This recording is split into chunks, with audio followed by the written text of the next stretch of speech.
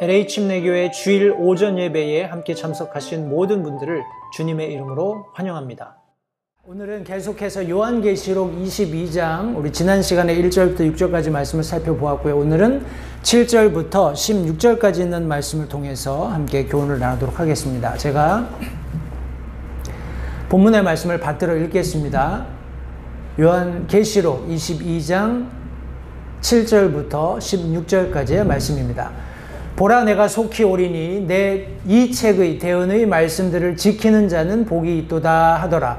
나 요한이 이것들을 보고 들었노라. 내가 듣고 본 뒤에 이것들을 내게 보여준 천사의 발 앞에 경배하려고 엎드리매, 그때 그가 내게 이르기를, 나는 내 동료 종이요 대언자들인 내 형제들과 이 책의 말씀들을 지키는 자들 중에 속한 자니 너는 주의하여 그리하지 말고 하나님께 경배하라 하더라.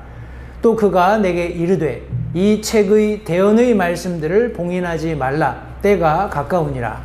불의한 자는 그대로 불의하게 두고 더러운 자는 그대로 더럽게 두며 의로운 자는 그대로 의롭게 두고 거룩한 자는 그대로 거룩하게 둘지니라.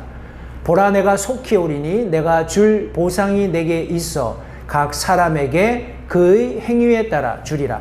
나는 알파와 오메가요 시작과 끝이요 처음과 마지막이라.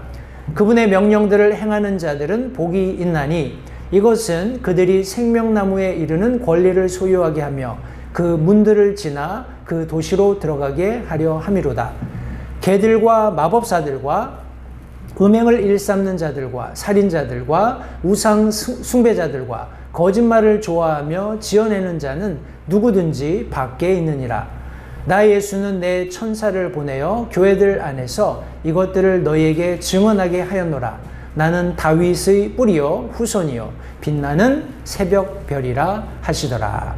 오늘 본문의 말씀을 가지고 성도님들과 함께 내가 속히 오리라 하고 연거푸어 말씀하고 있는 이 본문의 내용의 말씀을 통해서 이런 제목을 가지고 함께 말씀을 나누도록 하겠습니다. 잠시 기도하시고요. 본문 말씀을 함께 나누도록 하겠습니다. 기도하겠습니다.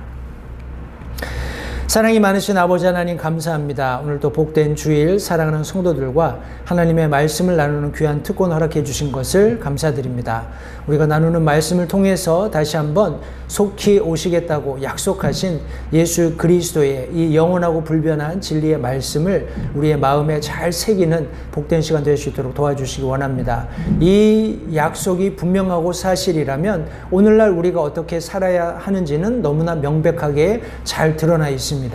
우리가 과연 그러한 삶을 살고 있는지 되돌아보게 하시고 더 나아가서 그렇게 살기로 결단함으로써 하나님의 약속이 우리의 삶에 아멘이 된다는 사실을 우리의 삶을 통해서 실제적으로 드러내는 그런 귀한 삶 우리가 모두 살 수 있도록 주님 도와주시기 원합니다. 말씀 전하는 소정의 입술을 주장하셔서 말씀 전할 때 진리의 말씀이 왜곡되지 않고 바르게 성도들에게 전달될 수 있도록 도와주시고 더 나아가서 이 모든 말씀이 증언되는 이 현장에서 살아계시는 하나님 한 분만 영광 받으시는 귀한 결과들이 있을 수 있도록 도와주시기를 간절히 바라오며 예수님의 귀하신 이름으로 기도했습니다. 아멘. 지난 시간에 함께 살펴본 그런 새 예루살렘, 우리 천성이죠.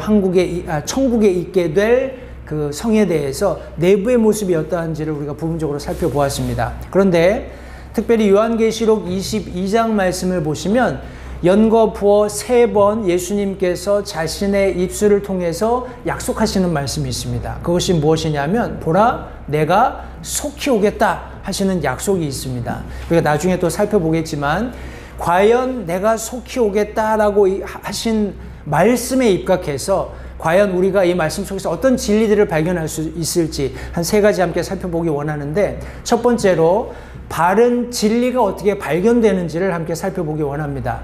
우리 7절은 이미 지난주에 살펴보았지만 제가 7절을 포함해서 본문의 말씀에 넣었습니다. 왜냐하면 여기 지금 7절 말씀 그리고 우리가 나중에 읽게 될 말씀 속에 제가 제목으로 삼았던 예수님의 말씀이 들어있기 때문에 그래요. 7절 말씀에 보시면 보라 내가 속히 오리니, 이 책의 대언의 말씀들을 지키는 자는 복이 있도다 라고 말씀하셨고요. 8절 말씀에 보면 나 요한이 이것들을 보고 들었노라.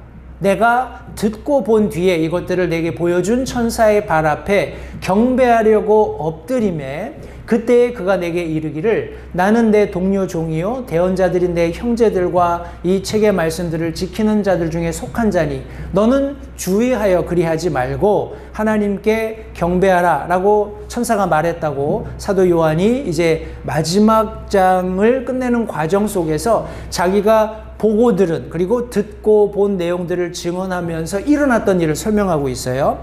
여기 말씀해 보면 요한이 증언합니다. 어떻게 해요? 내가 보고 들었다라는 거예요. 내가 지금까지 쭉 서술을 했는데 이 모든 것들을 내가 보았고 들었다는 거예요.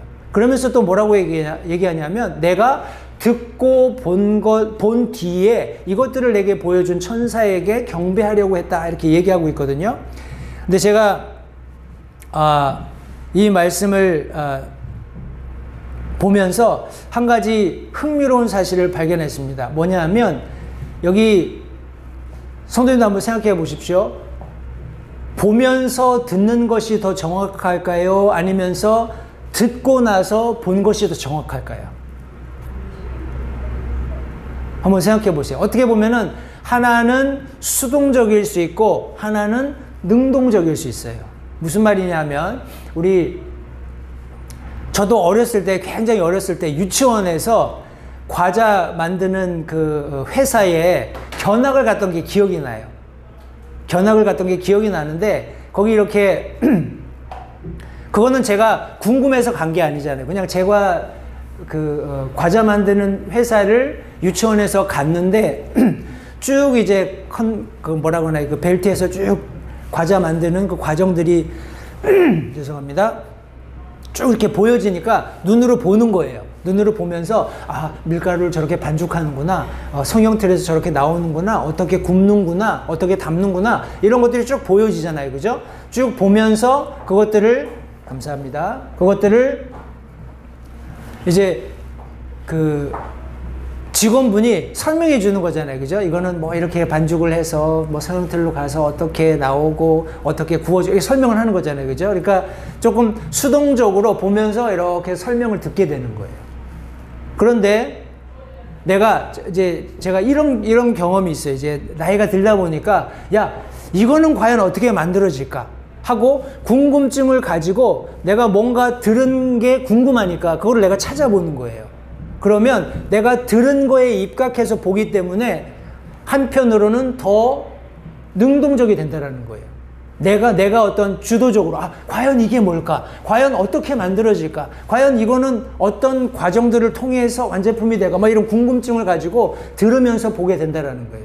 그러니까 지금 여기 사도 요한이 여기 증언하고 있는 내용은 지금 자기가 여기 성령의 인도하심에 따라서 예수님이 증언하신 것들을 쭉 증언하는 과정이 수동적인 것과 능동적인 것이 다 포함되어 있다는 거예요. 다시 말해서 하나님께서 성령의 감동하심을 가지고 사도 요한이라는 사람 인스트루먼트, 사람 도구를 사용하셔서 이것을 쓰셨을 때 그냥 기계적으로 쓴 게 아니라는 거예요. 물론 기계적인 면도 있을 수 있어요. 그런데 사도 요한은 그것을 자기가 능동적으로 했다라는 것을 표현하고 있는 겁니다.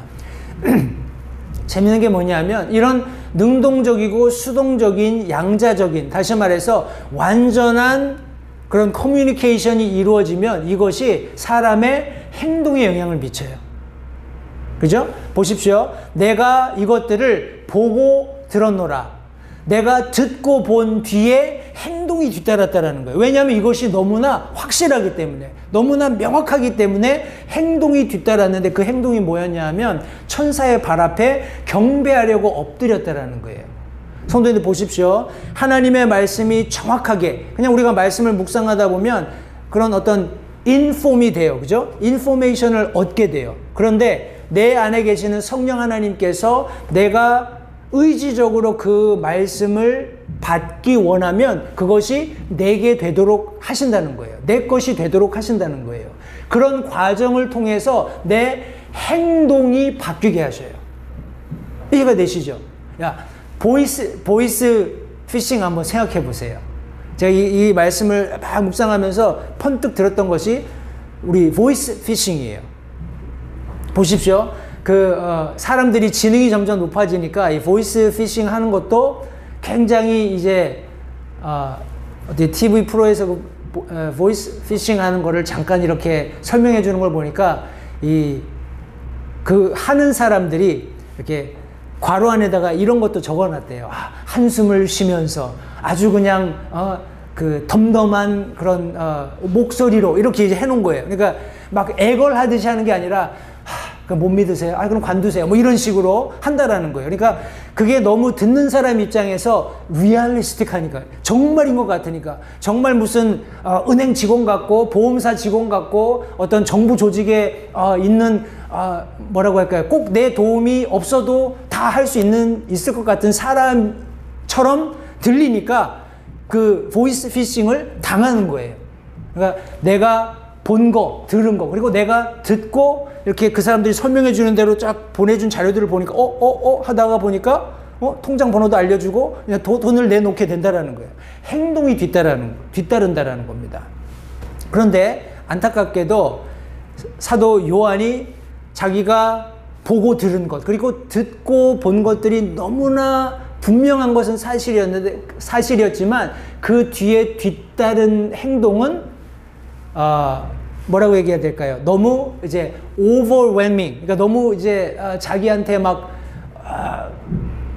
너무 차고 넘치는 그런 어떤 상황이었던 것 같아요. 그래서 이 모든 것들을 말해주고 보여주었던, 그리고 자기가 직접 보고 들은 것들의 근거에서 그 천사에게 경배하려고 했다라고 여기 지금 증언하고 있습니다. 근데 이게 첫 번째는 아니었어요. 첫 번째 사건이 아닙니다. 19장, 요한계시록 19장 말씀에도 보면 9절 10절 말씀에 그가 내게 말하기를 기록하라. 어린 양의 혼인 만찬에 부름받은 자들은 복이 있다 하고 나서 우리 요한에게 계속 말합니다. 이것들은 하나님의 참된 말씀들이라 라고 이렇게 아주 뭐라고 얘기하나요? 그 아주 권위를 가지고 authority를 가지고 말씀하시는 천사 앞에 똑같이 10절 말씀에 그 발 앞에 엎드려서 경배하려고 했다라는 거예요.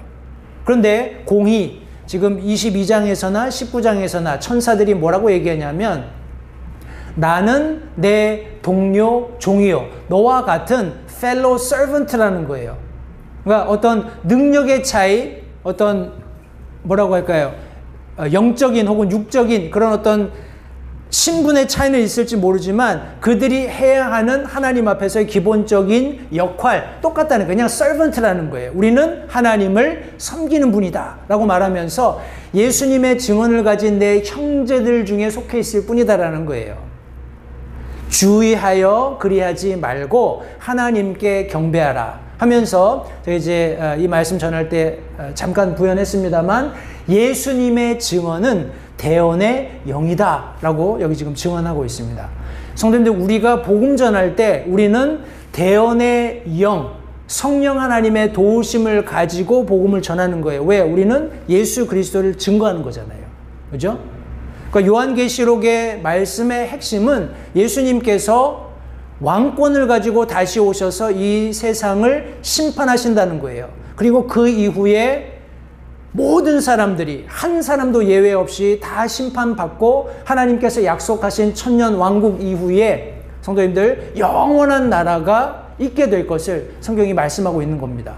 순서적으로 조금 바뀌었네요. 7년 환란 이후에 천년 왕국, 그리고 천년 왕국 이후에 크고 흰 왕좌 심판, 그리고 영원히 시작되는 이런 어떤 일련의 모든 과정들이 완성된다라는 거예요. 다시 말해서 요한계시록이 있기 때문에 다른 것들을 믿어야 한다는 것이 아니라 다른 것들을 믿는 믿음을 가지고 있으면 요한계시록이 사실일 수밖에 없는 거예요.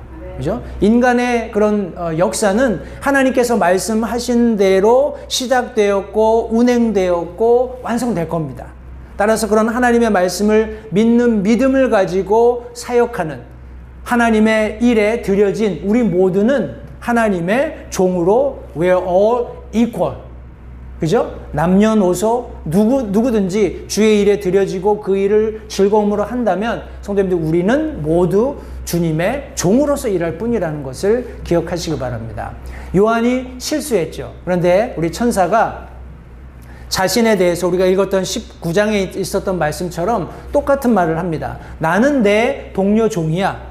fellow servant이야 하면서 대언자들인 내 형제들과 이 책의 말씀들을 지키는 자들 중에 속해 있다라는 거예요.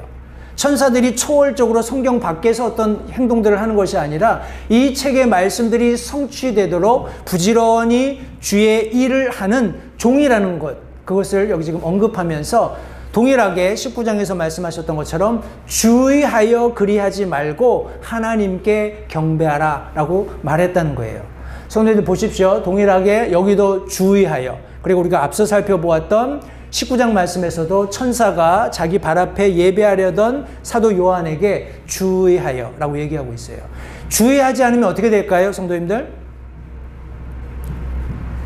헛된 것들을 예배하게 되고 헛된 예배를 받게 됩니다. 굉장히 무서운 거예요. 때문에 주의해야 돼요. 우리가 누구를 예배해야 하는지 예배의 대상을 명확히 아는 것은 성도들에게 굉장히 중요한 일이고 얼마든지 강조해도 지나침이 없습니다. 보세요. 많은 경우에 사람들이 경배를 받아요. 그죠? 사람들이 심지어 예배를 받습니다. 그런데 그것을 거부하지 않아요. 참 잘못된 그런 어떤 종교 행태들임에도 불구하고 여전히 오늘날 그런 일들이 팽배하고 있습니다. 그러나 성도님들 기억하십시오. 하나님의 말씀이 오늘날 믿는 모든 그리스도인들에게 강조하는 것은 주의하여 어떤 분이 예배 받으셔야 하는지, 어떤 분이 경배 받으셔야 하는지를 명확히 알고 그분께 예배하라라는 거예요. 우리가 이제 목사님 생신이니까 오늘 목사님 언어합니다. 잘 섬기는 자들을 기억하고 그들을 존중하는 것은 성경이 가르치고 있는 거예요. 그러나 어떤 개인을 신격화하는 것, 그것은 다른 한편으로는 교회 안에서 자행되는 우상숭배입니다. 그죠? 하나님 자리에 하나님 아닌 어떤 것을 놓든지 그것은 잘못된 거예요. 그런 것을 금하는 그런 지혜가 필요한데, 여기 지금 천사도 그런 의미에서 예수 그리스도께서 다시 오시겠다고 약속한 그날이 하루하루 다가오고 있는데, 우리 믿는 그리스도인들이 깨어서 잘못된, 심지어 어떤 우리 하나님을 방불하는 능력을 사람들에게 보여주어서 미혹하는 천사적인 존재일지라도 영적인 존재라 할지라도 주의해서 그렇게 하면 안 된다라는 거예요. 살아계신 하나님, 오직 홀로 한 분, 영광 받으실 그분께만 우리가 합당한 예배를 드려야 된다는 것을 기억하시기 바랍니다. 그러면서 여기 대언의 말씀을 해주고 있어요. 또 그가 내게 이르되 이 책의 대언의 말씀들을 봉인하지 말라. 때가 가까우니라. 불의한 자는 그대로 불의하게 두고 더러운 자는 그대로 더럽게 두며 의로운 자는 그대로 의롭게 두고 거룩한 자는 그대로 거룩하게 둘지니라. 성경이 말씀하고 있습니다. 여기 이것이 무슨 말씀인지를 같이 한번 찬찬히 살펴보게 될 텐데, 여기 특별히 요한계시록 22장을 쭉 읽다 보면 우리 성경에 예수님이 하신 말씀은 빨간색으로 표시된 그런 성경책들이 있어요. 그죠? 그런데 그렇지 않은 경우에는 이 말씀들을 쭉 읽다 보면 이게 예수님이 하신 말씀인가? 이게 천사가 한 말인가? 이렇게 좀 헛갈릴 수가 있어요. 그런데 분명하게 내가 다시 오겠다라고 말씀하신 그런 내용이라든지 나는 알파와 오메가요 라고 말씀하신 그런 내용들은 틀림없이 예수님이 하신 게 맞아요. 그런데 이런 말씀들, 이 책의 대언의 말씀들을 봉인하지 말라. 때가 가까우니라. 그리고 여기 불의한 자는 불의한 대로 이렇게 쭉 하시는 이런 내용의 말씀들을 그런 어떤 뭐라고 할까요? 분명한 구분 없이 그냥 성경을 읽다 보면 이거 예수님이 하신 말씀처럼 들리기도 하거든요. 그죠? 그런데 그런 천사가 하는 말들이 너무 예수님이 하시는 말씀과 유사했기 때문에 이렇게 사도 요한이 실수를 할 법한 그런 상황들이 되었다라는 거예요. 그러나 여기 지금 이 내용의 말씀 10절 11절이 말씀하고 있는 내용은 천사가 지금 예수 그리스도의 신실한 종으로서 대언하고 있는 것이다 라고 기억하시고, 특별히 이 봉인과 관련돼서 10절에 이 책의 대언의 말씀들을 봉인하지 말라라고 지금 사도 요한에게 말씀합니다. 그런데 그 이유가 뭐냐면 때가 가깝기 때문에 그래요. 그 때가 무슨 때입니까? 예수님께서 부활 승천하신 이후에 요한복음 14장 말씀처럼 내가 다시 오겠다라고 약속하셨잖아요. 그죠? 그 약속의 때가 심히 임박했기 때문에 더 이상 이 어떤 비밀스럽게 감추어 두었던, 하나님께서 봉인해 두었던 이 책의 말씀을 더 이상 비밀로 할 시간이 없다라는 거예요. 그래서 봉인하지 말라고 말씀하셨어요. 그런데 우리가 잘 아는 것처럼 다니엘서 말씀에서는 계속해서 뭐라고 말씀하죠? 봉인하라. 다니엘서 12장 4절 말씀에 그러나 오 다니엘아 너는 끝이 임하는 때까지 그 말씀들을 닫아두고 그 책을 봉인하라. 많은 사람이 이리저리 다름질하고 지식이 증가하리라. 다시 말해서 하나님의 말씀은 인간적인 지식 혹은 인간적인 열심이 열 수 없는 분명한 하나님께서 계획하신 독특한 특징을 가지고 있다는 거예요. 동일하게 12장 9절 말씀에서도 그가 이르되 다니엘아 내 길로 가라. 주께서 끝이 임하는 때까지 그 말씀들을 닫아두고 봉인하셨느니라. 언제까지요? 그 끝이 임할 때까지. 그러니까 사도 요한에게 천사가 이 책의 대언의 말씀들을 봉인하지 말라라고 말씀하신 것은 다니엘서 12장 9절 말씀에 의하면 역으로 그 임하는 때가 가까이 왔기 때문에 이제 봉인하지 말라는 거예요. 이해가 되시죠? 예. 봉인해 두었던, 다시 말해서 인간의 지식이 아무리 증가한다 할지라도 결코 열어 풀 수 없는 이 마지막 대언의 말씀을 다니엘에게는 끝까지 봉인하라고 했어요. 언제까지? 끝이 임하는 때까지. 그런데 사도 요한에게는 이제 이 책의 대언의 말씀들을 봉인하지 말라는 거예요. 오픈하라는 겁니다. 마지막 때가 가까웠기 때문에. 사람들의 지혜로 되는 것이 아니라 하나님의 성령께서 왕성하게 열정적으로 예수 그리스도의 뜻을 온전히 성취하기 위해서 모든 사람이 구원을 받고 회개하고 구원받기를 원하시는 그 마음을 성령께서 가장 왕성하게 일하시는 바로 이 교회 시대에 봉인하지 말고 열어 제치라는 거예요. 그런 말씀을 여기 지금 성경에 기록해 주고 있는 것입니다. 그러면서 조금 쉽게 이해되지 않는 그런 말을 해요. 어떤 말을 하냐면 불의한 자는 그대로 불의하게 두고 더러운 자는 그대로 더럽게 두며 의로운 자는 그대로 의롭게 두고 거룩한 자는 그대로 거룩하게 둘지니라. 이게 성경이 말씀하고 있습니다. 무슨 말일까요? 불의한 사람, 더러운 사람, 의로운 사람, 거룩한 사람. 어떻게 보면 이제 반대되는 페어, 두 쌍들을 이렇게 두었습니다. 성도님들, 이것은 저는 개인적으로 이렇게 이해를 했어요. 하나님의 말씀은 지금까지 그 어느 누구에게도 제한받지 않고 전해졌어요. 그죠? 그리고 지금도 전해질 수 있습니다. 전해져야 하고요. 누구를 통해서? 주님의 몸된 교회, 거듭난 성도, 영적인 하나님의 자녀가 되어서 그 성령이 내주에 계시면서 예수 그리스도의 동일한 마음을 품고 이 세상을 살아가는 거듭난 그리스도인들을 통해서 복음은 계속 증거되어야 돼요. 그런데 이 복음이 증거될 때 성도님들, 그것을 받지 않고는 누구 책임입니까? 그거는 individually, 그 각 사람이에요. 그 사람이 불의할 수 있어요. 그 사람이 더러운 삶 속에 있을 수도 있습니다. 하나님께서 원하시는 거는 불의한 사람이 의롭게 되는 거예요. 그죠? 더러운 사람이 거룩하게 되는 거예요. 그러나 성도님들, 이 말씀이 어떤 사람에게 전해졌을 때 그 사람이 어떻게 결정할지는 철저히 그 사람의 몫으로 남는 겁니다. 감사하게 저와 여러분들은 이 복음이 우리에게 전달되었을 때 우리가 불의했지만, 우리가 더러웠지만 예수 그리스도의 보혈이 나를 의롭게 하실 수 있다는 것을 알고, 나를 거룩하게 하실 수 있다는 것을 알고 그 말씀을 믿음으로 받아들였어요. 예수 그리스도를 개인의 구주로 영접했습니다.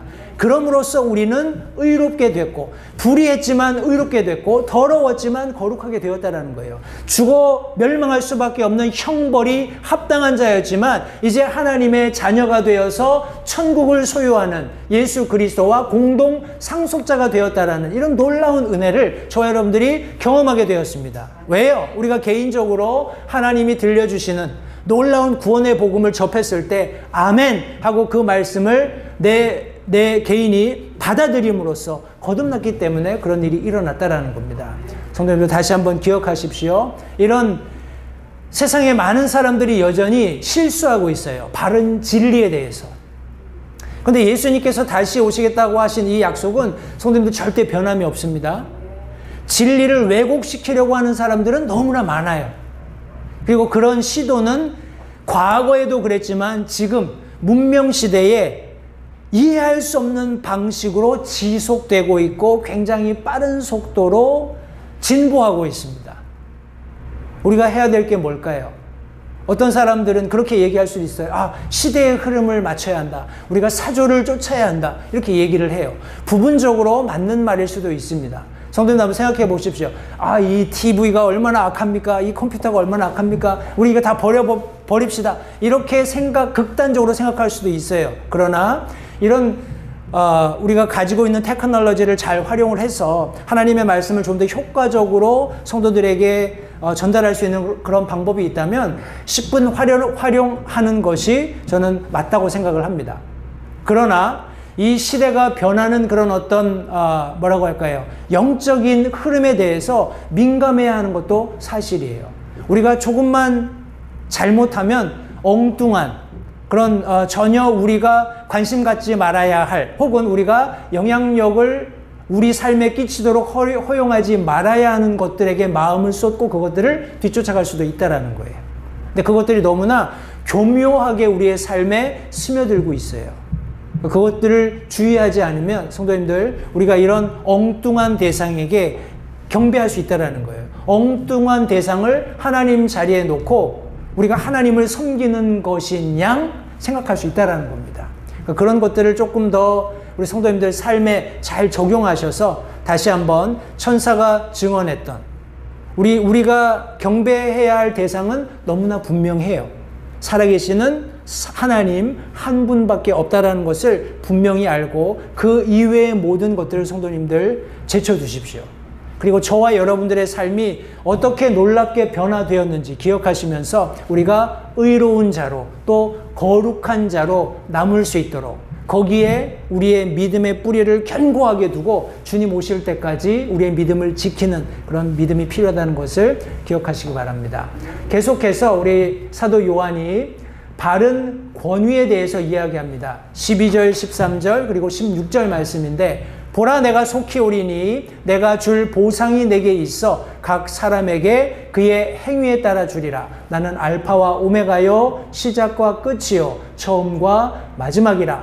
우리 제가 14, 15절은 나중에 마지막 대지에서 설명드리겠습니다. 16절 말씀에 나 예수는 내 천사를 보내어 교회들 안에서 이것들을 너희에게 증언하게 하였노라. 나는 다윗의 뿌리요 후손이요 빛나는 새벽별이라 예수님께서 말씀하셨어요. 여기 예수님께서 하신 약속이 뭡니까? 내가 속히 오리라.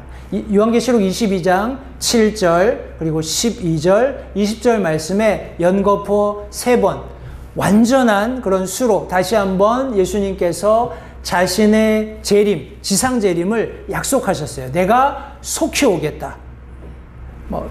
양자를 다 약속하셨다고 해도 무방합니다. 공중 재림과 지상 재림. 공중 재림이 있은 후에 7년 후에 지상 재림하실 거예요. 그죠? 그리고 천년 왕국이 이어질 겁니다. 예수님께서 어찌 되었건 간에 이 교회 시대를 지켜보시면서 내가 속히 오겠다. 나의 때가 긴급하게 이를 것이다. 여기 속히라는 것은 정말 눈 깜짝할 사이라는 거예요. 아무 때나 어떤 순간에라도 예수님께서 오실 수 있다라는 사실을 여기 지금 분명히 말씀해 놓고 있는 겁니다. 근데 여기 예수님께서 오시는 목적이 뭔가요? 내가 속히 오겠다라고 말씀하셨는데 그 목적이 뭐예요? 내가 줄 보상이 내게 있어. 예수님께서는 너무나 이렇게 한번 생각을 해보세요, 성도님들. 우리 멀리 타지에 이제 일하러 나간 아빠가 자기한테 있는 그런 외동 딸을 위해서 선물을 준비했다고 한번 생각해 보세요. 그 아이가 너무나 꿈에도 그리고 갖고 싶은 장난감을 샀어요. 그러면 어떨까요? 티켓을 딱 사놓고 그 날이 오기만 손꼽아 기다리겠죠. 그런 심정의 예수님의 마음이라는 거예요. 내가 속히 갈게. 왜냐하면 내가 지금 선물이 있어. 내가 너한테 주고 싶은 선물이 있다. 그러면서 이제 우리를 향해서 내가 진짜 한시라도 빨리 가고 싶은데, 한시라도 내가 지금 준비한 이 선물을 너를 위해서 주고 싶은데, 지금 너무나 내가 지금 간절하게 그날을 고대하고 있다. 이런 심정으로 말씀하시는데, 여기 지금 어떻게 그 보상을 주시느냐? 우리의 행위대로, 우리가 이 몸 안에서 이룬 행위대로 주시겠다고 말씀하십니다. 예레미야서 17장 10절 말씀에 나 주는 마음을 살피며 속 중심을 시험하여 각 사람의 길들과 그 사람의 행위들의 열매대로 그 사람에게 주느니라 말씀하셨어요. 이것은 어제나 오늘이나 영원토록 동일하신 하나님의 본성, 하나님의 그런 원 캐릭터에 의한 그런 약속의 말씀인 겁니다. 우리의 행위대로 보상해 주신다는 거예요. 로마서 2장 6절 말씀에서도 그분께서는 각 사람에게 그의 행위대로 갚으시되, 우리가 어떤 삶의 자세를 가지고 살았느냐에 따라서 그 결과들을 다 보상해 주신다는 거예요. 베드로전서 1장 17절 말씀에서도 사람들의 외모를 중시하지 아니하시고 각 사람의 행위대로 심판하시는 아버지를 너희가 부르며 간구할진대 너희가 여기에 잠시 머물러 있을 동안을 두려움 가운데 지내라. 우리의 삶의 그런 어떤 모습이 어떠해야 되는지, 원래의 캐릭터가 어떠해야 되는지를 계속 강조하고 있는 말씀입니다. 특별히 베드로전서 1장 17절 말씀은 우리가 여기 잠시 머물러 있는 거예요.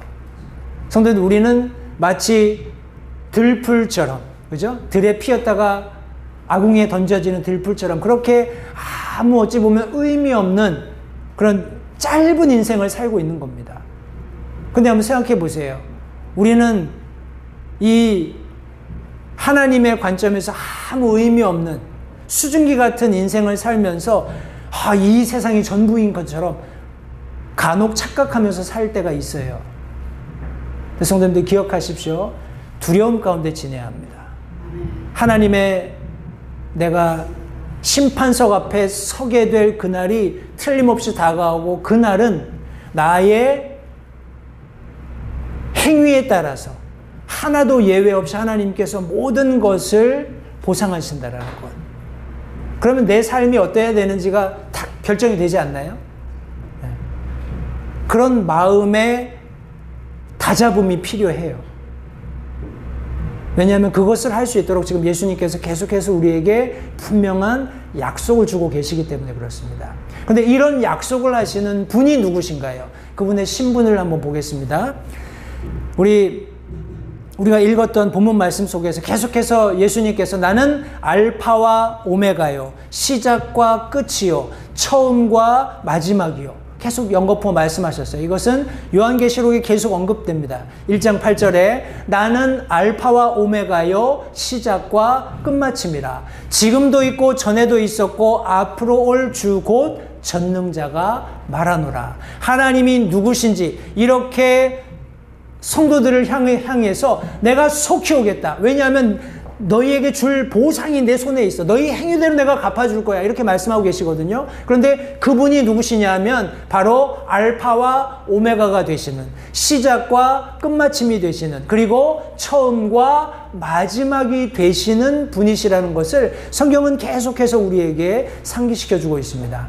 1장 17절 말씀에서도 내가 그분을 볼 때 죽은 자같이 그분의 발 앞에 쓰러지니 그분께서 오른손을 내 위에 얹으시며 내게 이르시되 두려워하지 말라. 나는 처음이요 마지막이니. 우리 계시록 2장 8절 말씀에서도 서머나에 있는 교회의 천사에게 쓰라. 처음이요 마지막이니 곧 전에 죽었다가 지금 살아있는 이가 이것들을 말하노라. 계시록 21장 6절 말씀 또 내게 이르시되 다 이루어졌도다. 나는 알파와 오메가요 시작과 끝이라. 내가 목마른 자에게 생명수의 샘에서 값없이 주리라 말씀하셨어요. 성도님들, 계속해서 예수님께서 이것들을 말씀하셨을 때 그분은 성경을 완성하신, 물론 구약 안에도 분명히 예수 그리스도께서 존재하시죠. 그러나 문자적으로 그리고 실제적으로 예수님께서 육신하신 것은 신약 시대에 일어난 사건입니다. 그분을 통해서 신약이 시작되었다고 우리가 말할 수 있겠죠. 따라서 우리 혹자는 이 알파와 오메가, 그리스어의 첫 글자와 마지막 글자로서 성경 우리 신약이 그리스어로 기록됐잖아요. 그러니까 신약을 완성하신 분이라는 거예요. 신약을 처음부터 끝까지 완성하신, 다시 말해서 예수 그리스도의 탄생으로부터 이 세상을 완성하시고 영원 세계를 약속하신, 우리가 공부하고 있는 요한계시록까지 그것을 모두 완성하실 분은 예수 그리스도 자신이시라는 겁니다.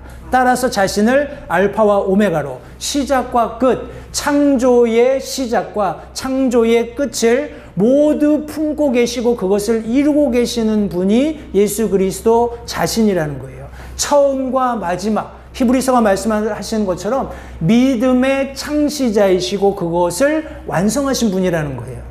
그분을 믿는 모든 자를 구원하시겠다고 말씀하셨고 그것을 친히 이루시고 그것을 지금 여전히 우리에게 은혜로 베풀어 주시는 분이 예수님 자신이라는 것을 여기 지금 계속 언급해 주고 계시는 겁니다. 그러면서 16절 말씀에 뭐라고 얘기하시냐면 나 예수는 내 천사를 보내어 교회들 안에서 이것들을 너희에게 증언했다 말씀하고 계세요. 우리 앞서서 공부했던 것처럼 특별히 요한계시록 전반부에 우리 7개에 있는 소아시아 교회들에게 편지하면서 독특한 내용들을 예수님께서 말씀해 주셨어요. 그죠? 그리고 나서 이제 7년 환란기에 있을, 그리고 1000년 왕국, 그리고 크고 흰 왕좌 심판, 뭐 이런 것들을 쭉 언급하신 모든 내용들이 결국은 누구에게 보내라고 사도 요한에게 주신 건가요? 교회예요. 그죠? 그러니까 예수님께서 천사를 보내서 교회들 안에 이것들을 너에게 증언하고 있다라는 겁니다. 교회들에게 말씀하고 있다라는 거예요. 성도님들, 내가 속히 오겠다라고 말씀하신 이 예수님은 지금 주된 이 말씀의 대상이 누구냐면 저와 여러분들이에요. 교회입니다. 그러면서 내가 지금 너희에게 줄 보상을 내가 가지고 있다라는 거예요. 그러면서 너희의 행위대로 갚아주겠다라는 거예요. 예수님의 교회를 향한 사랑, 저와 여러분 한 분 한 분을 향한 사랑을 성도님들 느껴지세요? 그런데 여기 예수님께서 내 천사를 보내서 교회 안에 이것들을 너에게 증언했다라고 얘기하셨기 때문에 혹자는 이렇게 날개가 달린 천사가 와서 교회들에게 야 예수님이 다시 오신대 이렇게 하라고 생각하실 수도 있는데 그렇지 않습니다. 우리가 이미 요한계시록 1장에서 보셨죠? 내가 본 내 오른손에 있는 7별과 7금 등잔대의 신비라 하시면서 7별이 뭐예요? 7교회의 천사들, 다시 말해서 지도자들입니다. 하나님께서 권위를 주셔서 하나님의 동료 종으로서 주님 예수 그리스도의 증언을 대언하도록 대언의 영을 주신 그런 어떤 인디비주얼이에요. 누굽니까? 목사들이에요. 그죠? 목사들이고 7금 등잔대는 7교회다라고 말씀하고 있어요. 교회의 지도자들에게 지금 예수님이 이 증언의 말씀을 해주고 계신 거예요. 그러니까 목사들의 그 영적인 자세가 지금 같아서는 안 된다라는 겁니다. 안타깝지만. 그냥 소위 말하는 뭐라고 하나요? prosperity gospel. 예수 믿으면 다 잘 됩니다. 예수 믿으면 복 받아요. 예수 믿으면 뭐 질병이 없어집니다. 예수 믿으면 뭐 만사형통, 이런 게 아니라는 거예요. 성경이 말씀하고 있는 모든 말씀, 예수 믿지 않으면 어떻게 됩니까? 어떻게 돼요? 지옥까지요. 영원한 형벌을 받습니다. 근데 그것들을 말하지 않으려고 해요. 왜요? 사람들이 싫어하니까. 사람들이 싫어하든지 좋아하든지 하나님의 부르심을 받아서 이 말씀을 강단에서 선포하는 사람들이라면 조금 천박하게 들릴 수도 있습니다. 너무 이렇게 오용돼서 불신 지옥, 믿음 천국, 이거 아니겠어요? 하나님의 말씀이 가르치고 있는 모든 말씀이 강단을 통해서 성도님들 증거되어야 합니다. 왜냐하면 예수 그리스도께서 선정하신 사람들을 교회 안에 보내서 이 말씀들을 증언하게 하셨기 때문에 예수를 믿는 자들, 예수님을 개인의 구주로 영접하는 자들, 알파와 오메가가 되시는 시작과 마지막이 되시는, 처음과 끝마침이 되시는 이 예수 그리스도를 개인의 구주로 영접하지 않는 이상 아무리 교회 열심히 오든지, 아무리 많은 물질을 하나님 앞에 드리든지, 아무리 선한 삶을 살든지 그들에게 예비된 것은 영원한 지옥 형벌이라는 거예요. 예수님을 믿는 믿음을 가지고, 예수님께서 여기 지금 간절한 마음을 가지고 7년 환난 동안에 일어날 끔찍한 진노를 쏟아부으시는 모든 장면들을 낱낱이 가감없이 기록하신 이 내용을 우리가 이렇게 분명하게 알고 있다면 성도님들, 불타는 지옥에서 한 영혼이라도 더 주님께 이끌어 가는 게 맞겠죠. 교회 안에서 그런 일들이 계속해서 일어나야 합니다. 그리고 이 증언이 가감없이 전달되어야 한다는 것을 성도님들 기억하시기 바랍니다. 성경이 말씀하고 있는 마지막 내용은 바른 권리예요. 예수님이 다시 오신다고 하셨을 때 과연 성도님들, 이 약속을 근거로 해서 우리 믿는 그리스도인들이 어떻게 당당하게 주님 오실 그날을 맞이할 수 있을까요? 우리 14절 15절 말씀해 보시면, 그분의 명령들을 행하는 자들은 복이 있나니 이것은 그들이 생명나무에 이르는 권리를 소유하게 하며 그 문들을 지나 그 도시로 들어가게 하려 함이로다 하고 성경이 말씀하고 있습니다. 보십시오. 그분의 명령들을 행하는 자들이 복이 있다라고 말씀하시면서 계속해서 성경 말씀은 하나님의 말씀을 잘 듣고 그것을 준행하라고 명령하고 계셔요. 성도님들, 그 이유가 뭔지 아세요? 여기 보면 두 가지 큰 어떤 권리를 하나님께서 약속하고 싶으시기 때문에 그래요. 이미 하셨지만 또 그것을 간절하게 주고 싶어 하셔요. 뭐냐 하면 생명나무에 이르는 권리를 소유하게, 그 권리를 주고 싶어 하신다는 거예요. 어떤 사람들에게? 하나님의 명령을 듣는 사람이요? 하나님의 명령을 듣는 사람이요? 아니죠. 하나님의 명령을 행하는 사람. 어떻게 행동할 수 있다고요? 내가 듣고 봐야 되고 또 보고 들어야 돼요. 수동적으로, 능동적으로 하나님의 말씀과 인터랙션이 있어야 된다는 거예요. 다시 말해서 우리가 함께 모일 때, 함께 모이고 하나님의 말씀이 선포될 때 동일한 말씀으로 도전받고 컨빅션이 있어서 내 죄가 있다면 회개하고 하나님께서 주신 그 말씀에 따라서 내 삶을 바꾸는 거예요. 행동하는 거예요. 액션하는 겁니다. 말씀에 의해서 행동이 변화되고 하나님께서 원하시는 삶을 사는 자들은 복이 있대요. 왜냐하면 그들에게 하나님이 생명나무에 이르는 권리를 너무나 주고 싶어 하셔요. 그래서 그 사람들이 그것을 소유한다라는 겁니다. 그리고 그 문들을 지나서 도시로 들어가게 하려 합니다. Through the gate. 그 문들을 통과할 수 있다라는 거예요. 우리가 보셨죠? 그 새 예루살렘의 문들이 어떤지. 진주로 된 문입니다. 한 피스예요. 엮어 만든 게 아니라 그냥 진주가 한 피스예요. 동으로 서로 남으로 북으로 3개씩 있고 거기에 이스라엘의 12지파의 이름이 기록되어 있고 그 문들을 누가 지키고 있나요? 천사들이 지키고 있어요. 그죠? 아무나 들어갈 수 있는 게 아니에요. 생명나무에 이르는 권리도 소유하면서 그 문을 당당히 지나갈 수 있는, 천사들에게 하이하면서 지나갈 수 있는 그런 권리를 하나님께서 너무나 우리에게 주고 싶어 하신다는 거예요. 그 대상이 누구냐 하면 그분의 명령들을 행하는 자. 그런데 여기 안타깝게도 권리를 상실하는 사람들이 있어요. 그런 권리를 상실하는 사람들이 누구냐 하면 15절 말씀해 보시면 개들과 마법사들과 음행을 일삼는 자들과 살인자들과 우상 숭배자들과 거짓말을 좋아하며 지어내는 자는 누구든지 밖에 있겠다라고 언급하고 있거든요. 여기 보면 개들이 나옵니다. 이 개들은 멍멍 개들이 아니고 우리 사도 바울이 이미 빌립보 교회를 위해서 쓴 서신에 보면 거짓 교사들을 개에 비유했습니다. 그래서 이 개들이라고 했을 때 거짓 교사들, 그러니까 개는 천국에 안 갑니다.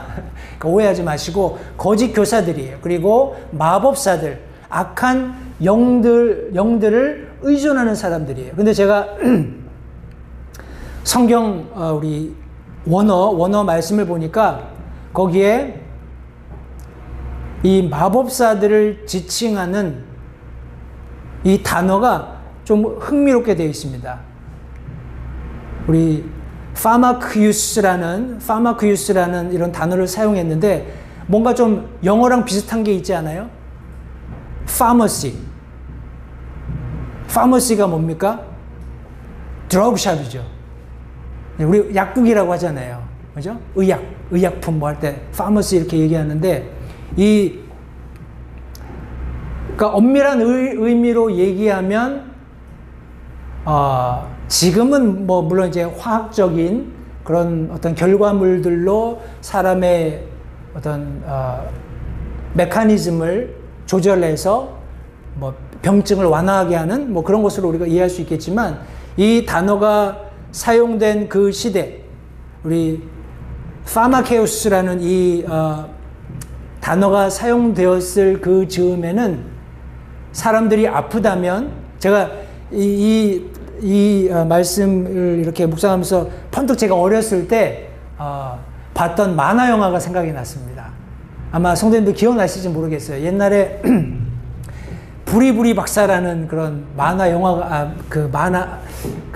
사람이 탈 뒤집어 쓰고 막 하는 거 있잖아요. 인형극처럼 그렇게 하는 게 있었어요. 부리부리 박사. 기억나세요? 나는 부리부리 박사 이렇게 나오는 그런 송이 있는데 거기 보면 무슨 개수나무에다가 별똥별 하나 이것저것 쓸어 모아 발명을 뭐 이런 내용이 나옵니다. 그러면서 제가 들었던 생각이 이게 어린아이 때부터 그건 제가 굉장히 어렸을 때 봤던 그런 인형극이었기 때문에 그때는 사람들이 그것을 충분히 배경을 이해할 수 없었겠지만 우리도 모르는 사이에 그런 어떤 마법적인 그런 어떤 상황들을 많이 직간접적으로 경험하며 살았구나 그런 생각을 했어요. 성도님들 보십시오. 드러그가 뭡니까? 우리 마리화나가 뭐예요? 다 식물 이파리 이런 데서 나오는 거잖아요. 그죠? 식물 이파리나 동물의 어떤 뭐 장기라든지 뭐 이런 것들을 사람들이 어떤 주술적인, 그죠? 이렇게 하면 이 동물의 뭐 어떤 성능을 어떻게 섞고, 그죠? 식물에 있던 이런 성능을 어떻게 섞고 해서 거기다가 막 미신적인 의미를 부여하는 거예요. 그죠? 그럴 때 거기에 즉 악한 영들이 실제적으로 섞인 어떤 내용물에 드웰링 하는 거예요. 거하는 겁니다.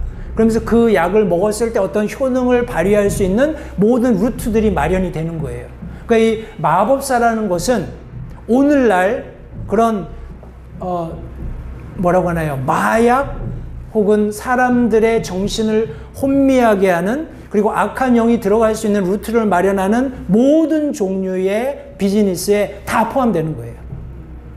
이해가 되시죠? 그냥 옛날에 뭐 지팡이 들고 뭐 수리수리 마수리 이런 마술사만을 얘기하는 게 아니라는 겁니다. 이런 개들, 다시 말해서 하나님의 말씀하고 있는 명확하고 분명한 진리에서 어느 쪽으로든지 벗어난, 극단이 되었건 아니면 극우가 되었건 진리의 말씀에서 벗어난 어떤 것이든지 사람들을 강요해서 행위를 촉구하는 혹은 믿음으로부터 떠나기를 요구하는 그런 어떤 가르침을 가르치는 사람들도 성경은 개들이라고 분명히 말씀하고 있습니다. 마법사들, 어떤 미신적인 악한 영들의 영향력 하에 다른 사람들이 떨어지도록 일하는 사람들, 그럼 모든 사람들이 여기 마법사에 속한다라는 거예요. 그리고 음행을 일삼는 자들, 말 그대로 그게 비즈니스가 되는 거예요. 육신의 정욕에 이끌리는 거죠. 이런 사람들을 여기 지금 사도 요한이 기록한 마지막 요한계시록 부분에 언급하면서 이런 사람들은 문 밖에 있을 거라는, 다시 말해서 그냥 지옥 불구덩이에 있을 거라는 겁니다. 제가 말씀들을 인용하면서 조금 더 설명을 드리겠습니다. 나머지 것들도. 빌립보서 3장 2절에 사도 바울이 빌립보 성도들에게 개들을 조심해야 돼. 악한 일꾼들을 조심하고 살을 배원하는 자들을 조심해라 언급하고 있습니다. 다 같은 사람들이에요. 개들, 악한 일꾼, 살을 배내는 자들. 여기 지금 할례당을 얘기하고 있는 거예요. 할례를 받아야 뭐 참 유대인이고 그리스도인이고 하는 이런 잘못된 것들을 가르치는 사람들을 향해서 여기 지금 개들이라고 언급하고 있어요. 고린도전서 6장 9절부터 10절 말씀해 보시면 불의한 자가 하나님의 왕국을 상속받지 못할 줄 너희가 알지 못하느냐. 속지 말라.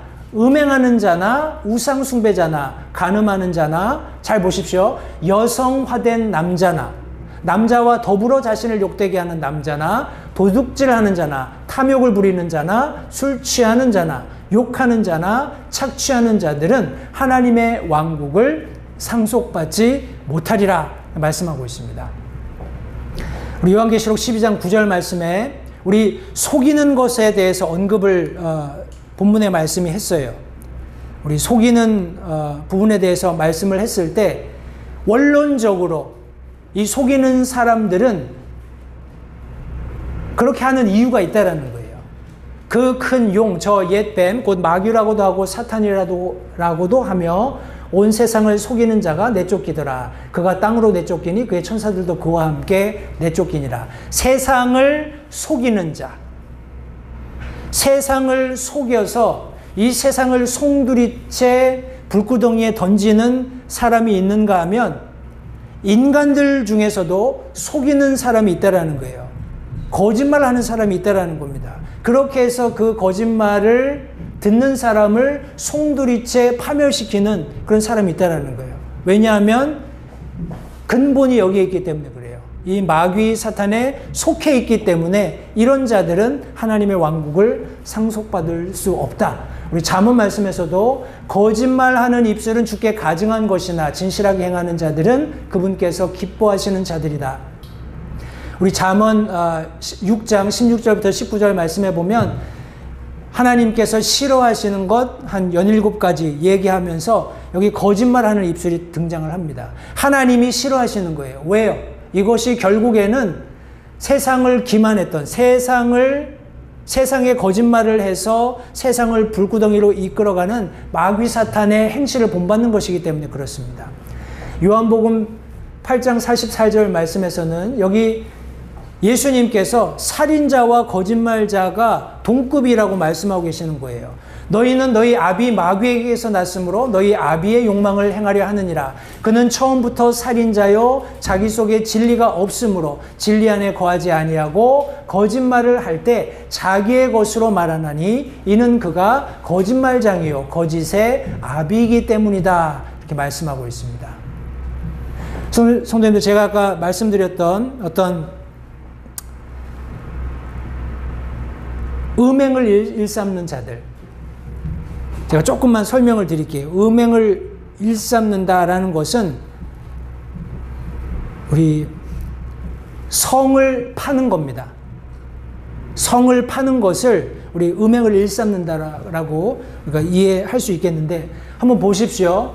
우리 한국에서도 많이 문제가 되는 게 뭐예요? 청소년, 성매매. 그죠? 근데 제가 한번 여쭤볼게요. 청소년들이 왜 성매매를 할까요? 오해하지 마세요. 저는 개인적으로 청소년들이 성을 탐닉하기 때문에 혹은 성적인 그런 쾌락을 추구하기 때문에 성매매한다고 생각하지 않아요. 그 아이들이 성매매하는 이유는 자신들의 또 다른 육신의 정욕을 채울 수 있는 수단이 필요하기 때문에 그래요. 다시 말해서 돈이 필요하기 때문에 성적인 그런 탐닉하려고 하는 성인들을 대상으로 자기 성을 파는 거예요. 그리고 거기서 얻어진 수익금을 가지고 자신의 육신의 정욕을 채우는 겁니다. 술을 마시고 자기가 갖고 싶은 어떤 전자기기를 사고 돈으로 할 수 있는 그런 다른 쾌락을 즐기는 거예요. 이런 모든 일들이 다 연결되어 있는 겁니다. 그런 일들이 다 연결되어 있어요.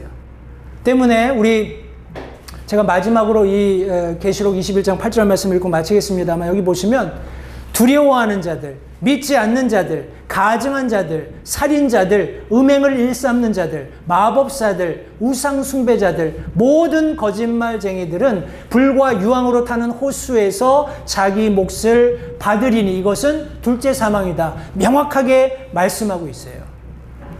성도님들, 여기 혹자는 두려워하는 자들, 두려워하는 자들까지 둘째 사망에 처하냐 이렇게 얘기하실 수도 있어요. 그런데 이 fearful이라는 말은 성경 원어에서 faithless라는 똑같은 의미를 가지고 있어요. 그러니까 믿음이 없는 거예요. 믿음이 없기 때문에 두려운 거예요. 요한 1서에서 사도 요한이 뭐라고 얘기했습니까? 사랑이 두려움을 내어 쫓는다고 했죠. 사랑이 뭡니까? 하나님이에요. 하나님은 사랑이라. 진리가 되시는 알파와 오메가, 시작과 끝, 처음과 마지막이 되시는, 마침이 되시는 이 복음의 주체의 실체이신 예수 그리스도께서 내 마음 가운데 들어오시면 내 마음 가운데 자리 잡을 수 있는 모든 두려움들을 내어 쫓으시는 거예요. 그러니까 두려움이 있을 수가 없겠죠. 두려워하는 자들, 믿지 않는 자들, 가증한 자들, 살인자들, 음행을 일삼는 자들, 성으로 자신의 욕구를 충족하기 위해서 어린아이들을 돈 주고 매매하는 어떤 성에 심취한, 음행에 심취한 어른들이나 혹은 자신의 성을 그런 사람들을 위해서 팔아서 그 판 수익금을 가지고 또 다른 인간적인 욕정을 충족하려고 하는, 육적인 어떤 욕구를 충족하려고 하는 그런 아이들이 되었든지 간에 이 아이들 모두 구원받을 수 있잖아요. 그런 컨셔스가 있잖아요. 그죠? 그럼에도 불구하고 이런 음행을 일삼는, 그리고 마법사들, 우상숭배자들, 모든 거짓말쟁이들은 이미 그들의 데스티니가 결정되어 있다는 거예요. Unless repent. 회개하지 않는 이상 그들은 그곳에 갈 수밖에 없습니다. 성도님들, 이것이 복음이고 이것이 진리예요. 이 진리의 근거에서 예수님께서 내가 속히 오겠다. 내가 너희들에게 줄 보상이 있는데 너희들의 행위대로 갚아줄게 라고 다시 한번 교회를 통해서 말씀하고 계신 것입니다. 성도님들, 예수님께서 다시 오실 날이 어제보다 하루 더 가까워졌어요. 우리의 삶이 어제보다 한 발짝 더 진리의 말씀 가운데 있어야 된다는 사실을 기억하면서 주님의 오실 날을 고대할 뿐만 아니라 실제적으로 우리의 삶에서, 매일매일의 삶에서 성도님들 주님 맞을 준비를 하는 우리 모든 LH 침례교회 성도님들이 되시기를 바랍니다. 기도하겠습니다.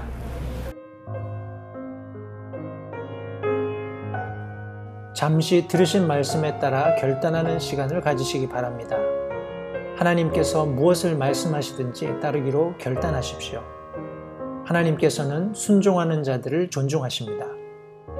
아직 예수님을 개인의 구주로 영접하신 사실이 없으시다면 자신이 죄인됨을 인정하며 하나님께 나오는 자들을 하나님께서 받아주신다는 확실한 말씀에 근거하여 다음과 같이 기도하십시오.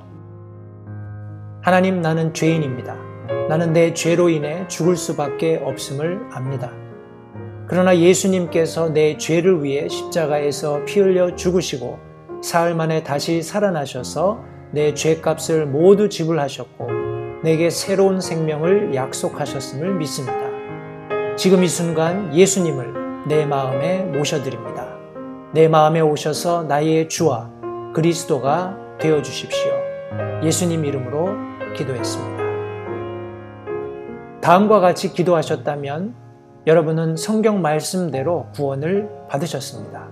계속해서 주 안에서 함께 자라가는 복된 교제가 있기를 간절히 바랍니다.